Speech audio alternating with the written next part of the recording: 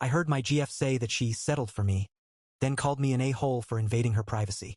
Will I be wrong to put her out on the street as I pay for everything? I might not be in the right state of mind, but I had to get this off my chest. 2 days ago, I came back from basketball a little early. I overheard my fiancé Jay tell her friend that she is settling for me. This friend just got out of a relationship.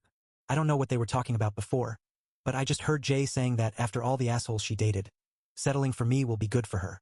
She then went on to describe my job and all the perks of being with me. Love is apparently not on the list. Hearing this kind of broke me. I just stood in place dumbfounded. I don't even think she even loves me. For context, we live in a beach house. I bought it as a total gut job and renovated it myself, and I have several other properties that are all rented out. I work in property insurance from home and do house flips on the side. I'm satisfied with what I've accomplished so far in my life. All of this was worth mentioning for Jay, but not how much I loved her. How much time we spent together. Not how I tried to be supportive of her goals and ambitions. How she wanted for nothing. I'm not going to lie, I was in a bad place. Maybe still am. I spent all of last night going through her messages. I knew her password, I just never looked. Well, it's a pretty common thing for her to say. Pretty much all her friends know what's up. Jay wants a nice, normal guy after all the assholes she dated. She wants a drama-free life where she'll be taken care of. Every time I read what she really thought about me, it was like another needle was being jammed in my heart. My first reaction was to yell at her and confront her about it. My second reaction was to make her suffer like I am. My dear Jay, the love of my life, I thought, doesn't work right now. She quit to be a real estate agent. I don't know, maybe she wanted to learn more about real estate, maybe she thought her looks would get her by. She doesn't work right now. 0. She also lives in my house. She decorated it and certainly put her touches on everything, but my name is on the title. Just mine. Her car is technically mine too. She didn't qualify for financing on her own, and she just had to have a Beamer, so I co-signed it. I can probably make a case that's my car.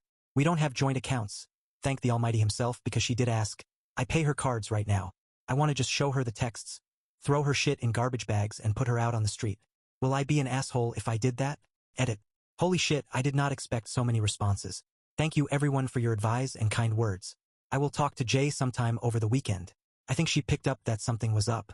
I didn't call her from work like I usually do, and last couple of nights I made an excuse that I was beat and went to bed pretty early. I'll try to read as many replies and provide more information. But I wanted to clarify a couple of things.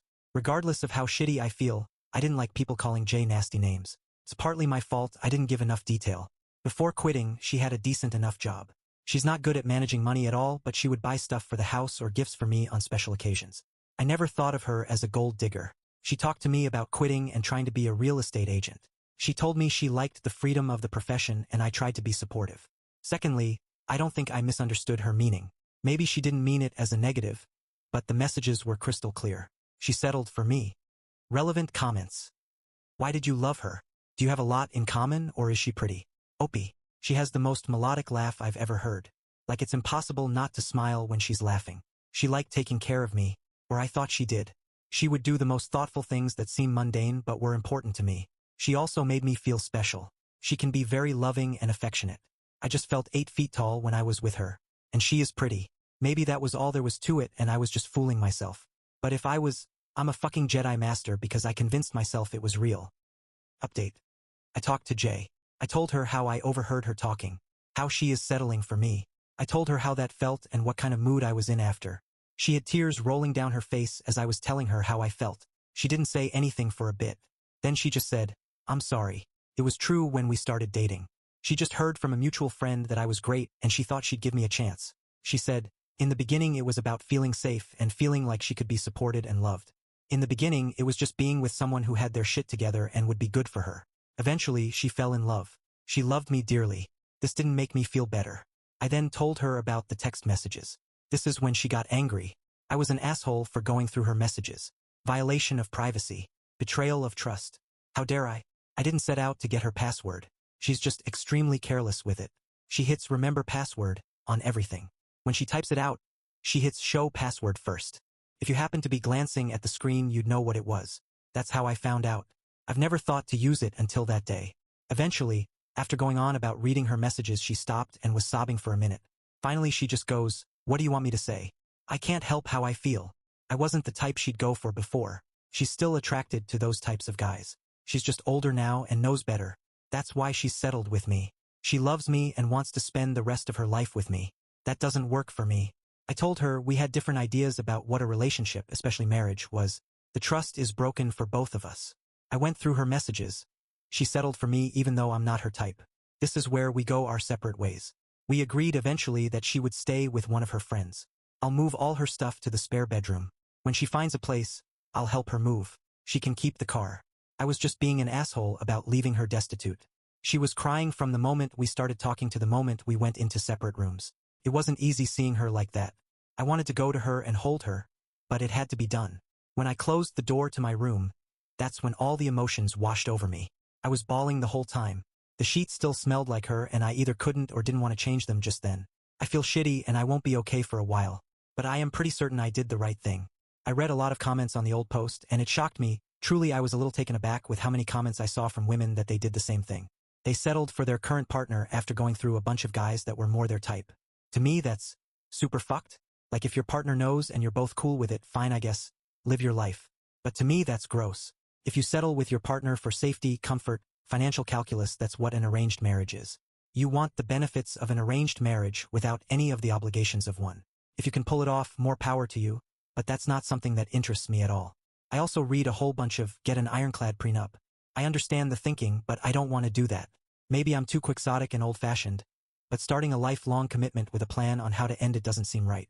I guess it's something I'll have to pay attention to more going forward. Thank you again, everyone. If there are any updates to be had, I'll post again. But that's it. Relevant comment. Don't let her have the car. She doesn't deserve that very expensive car after the way she used you. Buy her a beater if you don't want to leave her without a car. But do not give her the good car. Sell it or keep it for yourself. Opie, this is her car. Her name is on the title. Her name is on the insurance. I just co-signed the loan. I'm not letting her have the car legally. It's hers. When I was pissed off and typed the other post, I was imagining just taking the keys and not letting her have it out of spite. Hiring a lawyer if need be. That moment passed. Final update. It's been like a month since I posted my story and I've gotten so many messages asking for an update. I appreciate everyone's well wishes and thoughts. I'll update everyone on what has happened since. Although it's nothing dramatic. My friends all came around to check on me. This went about as you would expect. Many adult beverages were consumed. Many offers to go to adult establishments were made. A group of us made plans to tailgate on opening day of the college football season at the local university. People showed up, brought too much food and drinks. It was a blast. One of them found my post and showed it to everyone else. There was maybe half an hour of, "Dude, are you okay?" and "I'm here for you bro," before the post became a source of light roasting. We should let Opie pick what we order for dinner. We wouldn't want him to settle. All in good fun. They helped me through it and I appreciate that I have them in my life. Jay is fine, I guess. We've texted a little, but mostly to check on each other. Some of our mutual friends say she's pretty broken up and still don't understand what it is she did wrong. It was also a sentiment expressed in the comments a lot. I thought through this a lot more since then and it all comes down to expectations. It's all well and good to be pragmatic or to do the safe and practical thing. But you can't do that forever. If you're sensible with your money, you live within your means, do all the right things and such, you'll still get that itch or impulse to buy something that you don't need but you want. You can resist it for months, years, but eventually you give in. What happens when you follow that impulse in a relationship that you're being pragmatic about? That's what I didn't want. Not to mention that if Jay or anyone is settling for financial reasons, I'm not rich by any means. I couldn't stop working tomorrow and be set. I'm working toward that goal, but I'm not there yet. Every piece of property I bought was either uninhabitable or outdated. That's the only way I can afford it. There are people that own a modest less than 1,000 square foot apartment in NYC, whose property is worth more than all of mine combined. If you want to settle for financial security, there's plenty of men that earn more than me by easier means. If that's the main motivator, what will happen when one of those dudes comes along? There was a lot of head shaking in the comments about how immature I'm being and how real life isn't like Romeo and Juliet. Well, maybe that's true and I'm being unrealistic. I'm not looking for Juliet. But sticking with literature, I also don't want a Scheherazade spinning me tales. I definitely don't want to be Menelaus. Finally, I decided to sell the house. The amount of upkeep, time and money needed to maintain it is now not worth it. The insurances are getting out of hand too. I never considered it before because Jay loved the place. But now, there is no reason not to go through with it. I think that's it. I don't expect anything else to happen regarding Jay, so this might be it.